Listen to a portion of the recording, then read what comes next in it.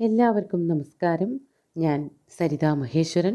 ഇന്ന് ശ്രീമദ് വാൽമീകി രാമായണത്തിലെ ബാലകാണ്ഡത്തിലെ 1-ാമത്തെ സർഗത്തിലെ 87 മുതൽ 93 വരെയുള്ള ശ്ലോകങ്ങളാണ് നമ്മൾ പഠിക്കാൻ പോണത്. എല്ലാ ശ്ലോകങ്ങളിലും അനുഷ്ടുപ്പ് വൃത്തം തന്നെയാണുള്ളത്.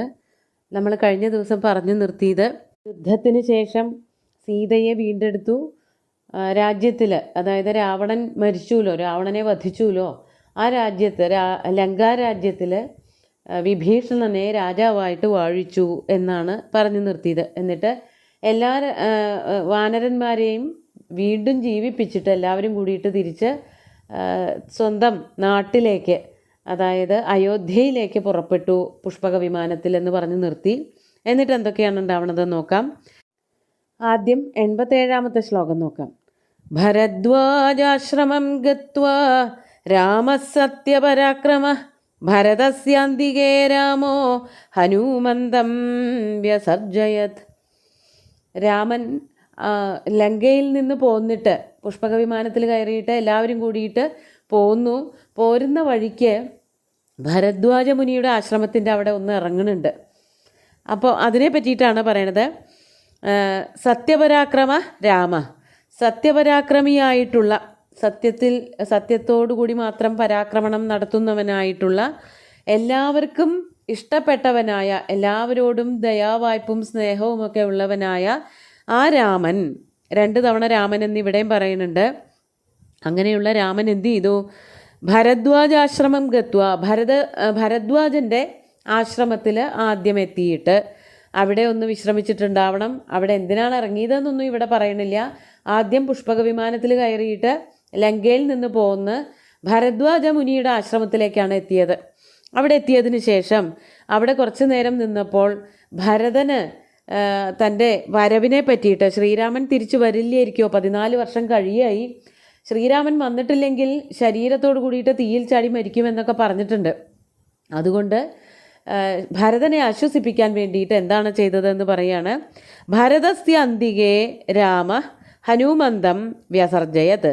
ഭരതൻ്റെ സമീപത്തേക്ക്, ഭരതനെ പറഞ്ഞ് മനസ്സിലാക്കാനും ആശ്വസിപ്പിക്കാനും ഒക്കെ വേണ്ടിയിട്ട് തൻ്റെ ഉത്തമ സുഹൃത്തായിട്ടുള്ള, ഭൃത്യനായിട്ടുള്ള ഹനുമാനെ പറഞ്ഞയച്ചു. ശ്രീരാമൻ ഹനുമന്തം വ്യസർജയത്. ഹനുമാനെ രണ്ടും ശരിയാണ്. ഹനുമാനെ ഭരതൻ്റെ അടുത്തേക്ക് നന്ദിഗ്രാമത്തിലേക്ക് ആദ്യം പറഞ്ഞയച്ചു. അപ്പോൾ ഭരദ്വാജൻ്റെ ആശ്രമത്തിലെത്തിയപ്പോൾ ഒരു ദിവസം അങ്ങോട്ട് നീങ്ങിയാൽ 14 സംവത്സരങ്ങൾ തീരാണ്. ഭരതൻ എന്തെങ്കിലും കടുങ്കൈകൾ ചെയ്യുമോ എന്ന് പേടിച്ചിട്ടാണ് ശ്രീരാമൻ അപ്പോൾ തന്നെ ഹനുമാനെ ഭരതൻ്റെ അടുത്തേക്ക് പറഞ്ഞയച്ചത്. എന്നിട്ട് പിന്നെന്താണ് സംഭവിച്ചതെന്ന് പറയാണ് 88-ാമത്തെ ശ്ലോകത്തിൽ. പുനരാഖ്യായികാം ജൽപ്പൻ സുഗ്രീവസഹിതസ്തദാ പുഷ്പകം തത്സമാരുഹ്യ നന്ദിഗ്രാമം യയൗ തദാ. ഹനുമാൻ ലങ്കയിലേക്കൊക്കെ ചാടിക്കടന്ന് പോയിട്ടുള്ള ആളാണല്ലോ. അപ്പോൾ അതുകൊണ്ടാണ് പെട്ടെന്ന് എത്താൻ വേണ്ടിയിട്ട്, വിമാനമൊന്നും ഇല്ലെങ്കിൽ പോലും ഹനുമാന് ഭരതൻ്റെ അടുത്തേക്ക് ചെല്ലാൻ പറ്റൂലോ എന്ന് കരുതിയിട്ടാണ് ഹനുമാനെ പറഞ്ഞയച്ചത്. അതിനുശേഷം എന്താണ് ശ്രീരാമൻ ചെയ്തത്? പുനഃ സുഗ്രീവസഹിത തഥാ ആഖ്യായികാം ജൽപ്പൻ തഥാ. അപ്പോൾ അങ്ങനെ ഭരദ്വാജ മുനിയുടെ ആശ്രമത്തിലിരുന്ന് കുറച്ചു നേരം വിശ്രമിച്ചതിനൊക്കെ ശേഷം ഹനുമാൻ ആദ്യം ഭരതൻ്റെ അടുത്തേക്ക് പോയി. ഇവരും അതേപോലെ തന്നെ ഈ പുഷ്പക വിമാനത്തിലേറിയിട്ട് ഭരതൻ്റെ അടുത്തേക്ക് പോവുകയാണ് എന്നാണ് വർണ്ണിക്കുന്നത്. അതാണ് സുഗ്രീവനോട് കൂടിയിട്ട്, സുഗ്രീവസഹിത രാമ, അങ്ങനെ സുഗ്രീവനോട് കൂടിയിട്ട് വിമാനത്തിൽ കയറി ഇരുന്നു കൊണ്ട് ആഖ്യായികാം പുനഃ ജൽപ്പൻ. ആഖ്യായിക എന്നുള്ളത് കൊണ്ട് അതുവരെയുള്ള കഥകൾ, കാട്ടിൽ വന്നിട്ടുള്ള കഥകൾ, സുഗ്രീവനെ കണ്ടെത്തിയപ്പോൾ ഉണ്ടായ സംഭവങ്ങൾ, ചിലത് അങ്ങോട്ടും ഇങ്ങോട്ടും പറയാത്തതും അറിയാത്തതും ഉണ്ടാവും, ചിലത് പറഞ്ഞു പിന്നെയും രസം വരുന്നതായ കഥകളുണ്ടാവും. ഇതൊക്കെ ആവർത്തിച്ച് പറഞ്ഞുകൊണ്ട് ആഖ്യായികാം ജൽപ്പൻ. ജൽപ്പൻ എന്ന് പറയുമ്പോൾ അവിടെ പ്രത്യേകിച്ച് വലിയ അർത്ഥവും വ്യാഖ്യാനമൊന്നുമുള്ള കഥകളൊന്നുമല്ല, വർത്തമാനം പറഞ്ഞിരുന്നു കൊണ്ട് എന്നുള്ള ആ ഒരു രീതിയിലെടുത്താൽ മതി. സുഗ്രീവനുമായിട്ട് വർത്തമാനമൊക്കെ പറഞ്ഞിരുന്നു കൊണ്ട് പുഷ്പകം സമാരുഹ്യ, പുഷ്പക വിമാനത്തിൽ ഇരുന്നു കൊണ്ട് തഥാ നന്ദിഗ്രാമം യയൗ. അപ്പോൾ തന്നെ നന്ദിഗ്രാമത്തിലേക്ക്, ഭരതൻ എവിടെ ഇരുന്നാണോ രാജ്യം ഭരിക്കുന്നത് അവിടേക്ക് തന്നെ എത്തിച്ചേർന്നു, അല്ലെങ്കിൽ അവിടേക്ക് പോയി എന്നാണ് 88-ാമത്തെ ശ്ലോകത്തിൽ പറയണത്. എന്നിട്ട് 89ാമത്തെ ശ്ലോകത്തിൽ എന്താ പറയണത്?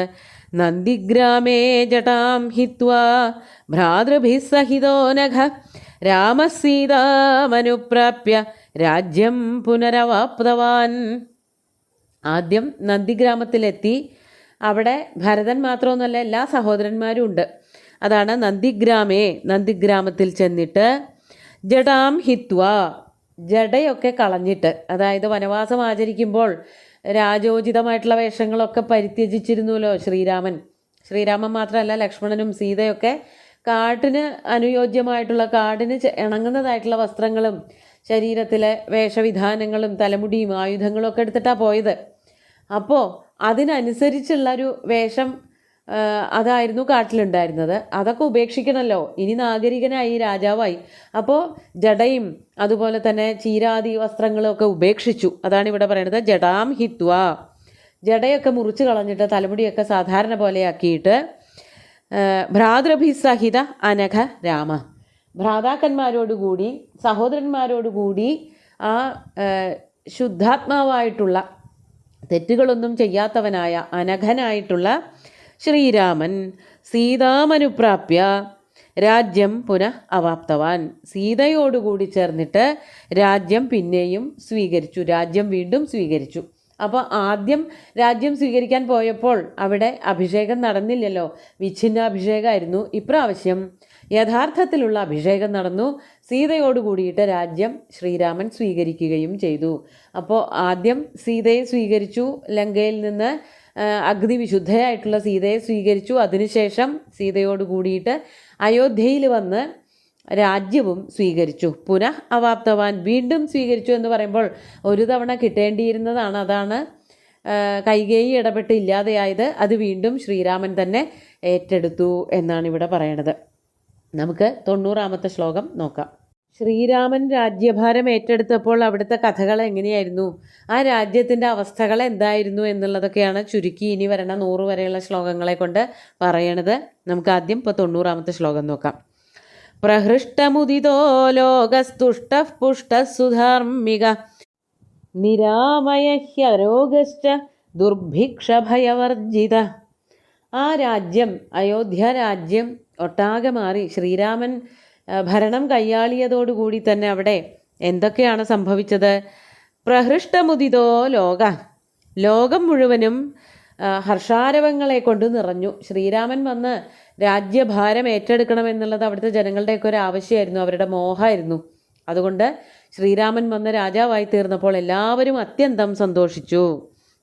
പ്രഹൃഷ്ടമായ മോദത്തോടു കൂടിയവരായിരുന്നു അവിടുത്തെ ജനങ്ങളെല്ലാവരും. മാത്രമല്ല തുഷ്ട പുഷ്ട സുധാർമ്മിക, അത് രാജ്യവും സന്തോഷിച്ചു.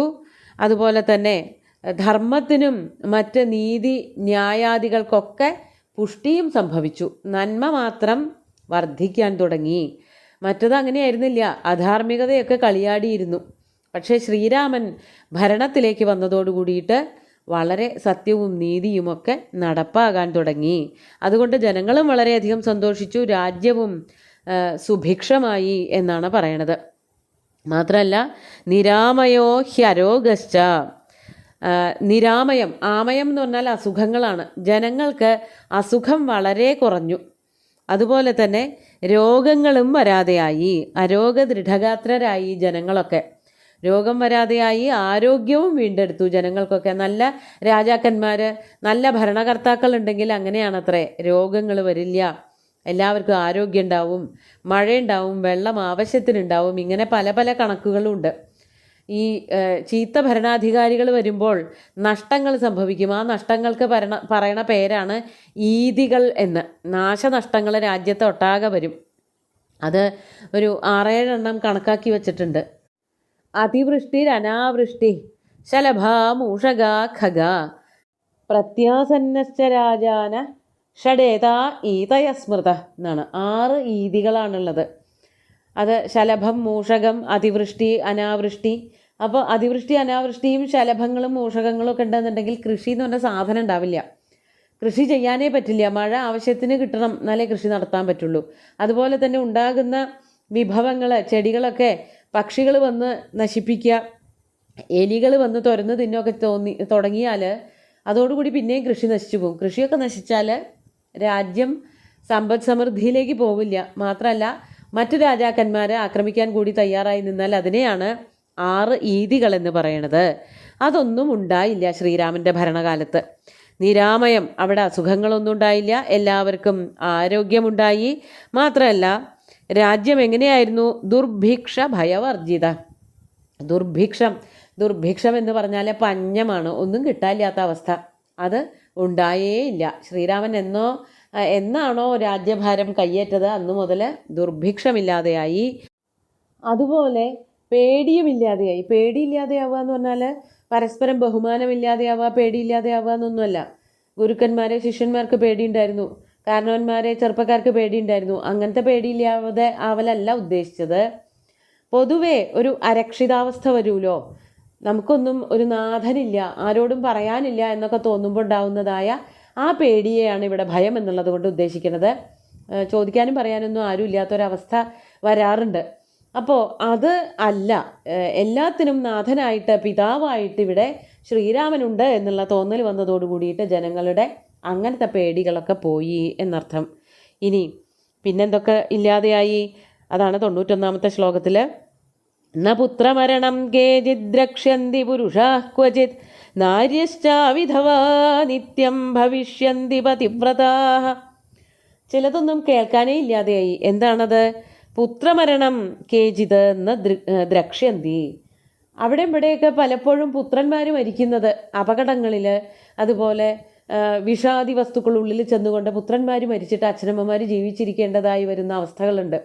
അതൊന്നും കേൾക്കാതെയായി. അങ്ങനെ ഒരു ചീത്ത മരണങ്ങളൊന്നും, ആപത്തുകളൊക്കെ വളരെ കുറഞ്ഞു.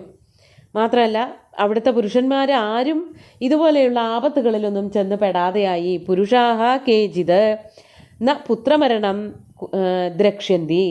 പുരുഷന്മാരെന്നുള്ളത് കൊണ്ട് മനുഷ്യരെന്നുള്ളത് തന്നെയാണ് അർത്ഥം. അവർക്ക് അവരുടെ പുത്രന്മാരുടെ മരണം കാണേണ്ടതായിട്ട് വന്നില്ല. ഏറ്റവും സങ്കടകരമായിട്ടുള്ള കാര്യങ്ങളിൽ ഒന്നാണ് അച്ഛനമ്മമാർ മരിച്ചാൽ പോലും അത്രയ്ക്ക് വരില്ല. അത് നമ്മൾ പ്രതീക്ഷിക്കുന്നതാണ്.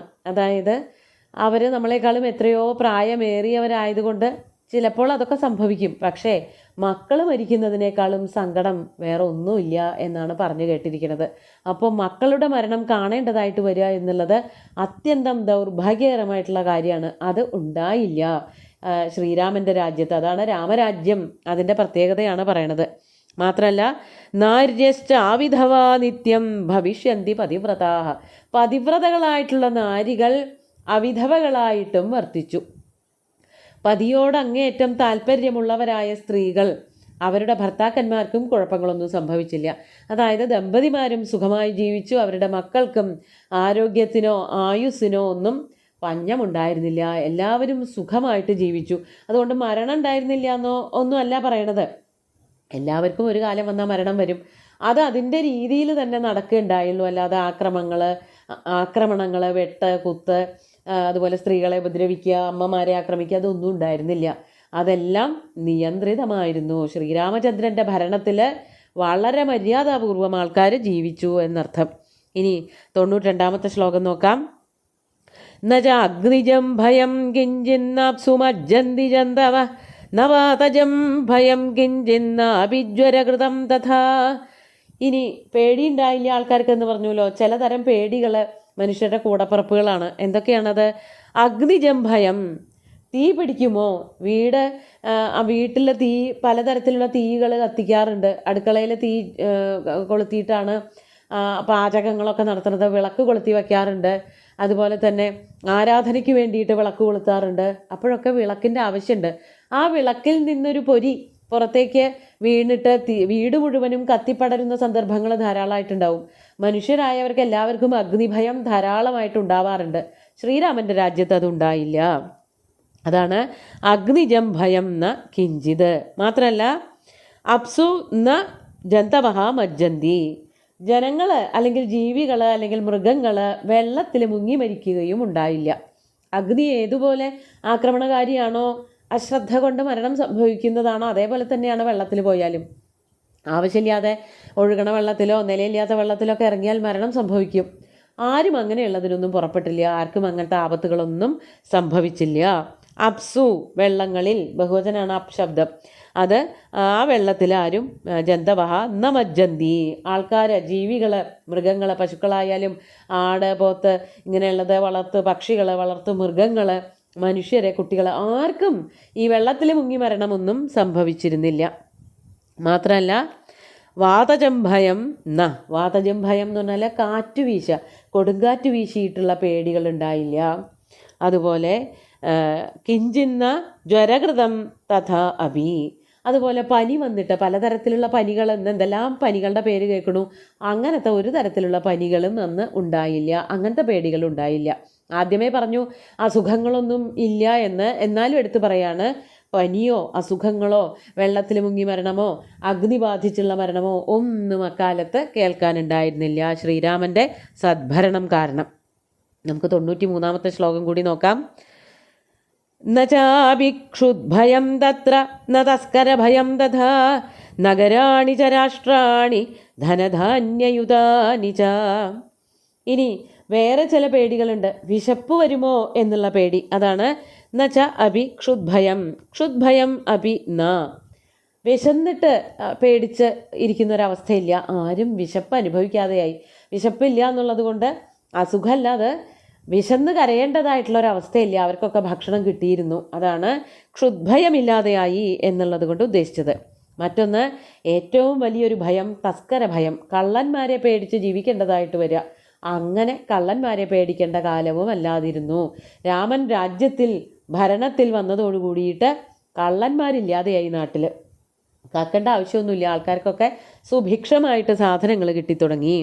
മാത്രമല്ല നഗരാണി രാഷ്ട്രാണി, നഗരങ്ങളായിക്കോട്ടെ, നഗരങ്ങൾ പല പല നഗരങ്ങൾ ചേർന്ന രാജ്യങ്ങളായിക്കോട്ടെ, അവയെല്ലാം തന്നെ ധനധാന്യയുതാനി ച അഭവൻ, ധനവും ധാന്യവും നിറഞ്ഞതായിരുന്നു. പണത്തിന് പണം, അതുപോലെ തന്നെ നെല്ല്, ഗോതമ്പ് തുടങ്ങിയിട്ടുള്ള ധാന്യങ്ങൾക്ക് ധാന്യം, പയറുവർഗ്ഗങ്ങൾക്ക് പയറുവർഗ്ഗങ്ങൾ, പച്ചക്കറികൾ, ഇങ്ങനെ എല്ലാം കൊണ്ടും സുഭിക്ഷമായിട്ടുള്ളൊരു രാജ്യമായിരുന്നു അയോധ്യ എന്നാണ് പറയുന്നത്. ശ്രീരാമൻ്റെ ഭരണം വന്നതോടുകൂടിയിട്ട് എല്ലാവർക്കും സന്തുഷ്ടി മാത്രമായി ഭവിച്ചു എന്നർത്ഥം. നമുക്ക് ഈ ശ്ലോകങ്ങൾ ഒന്നുകൂടി ചൊല്ലി നോക്കാം.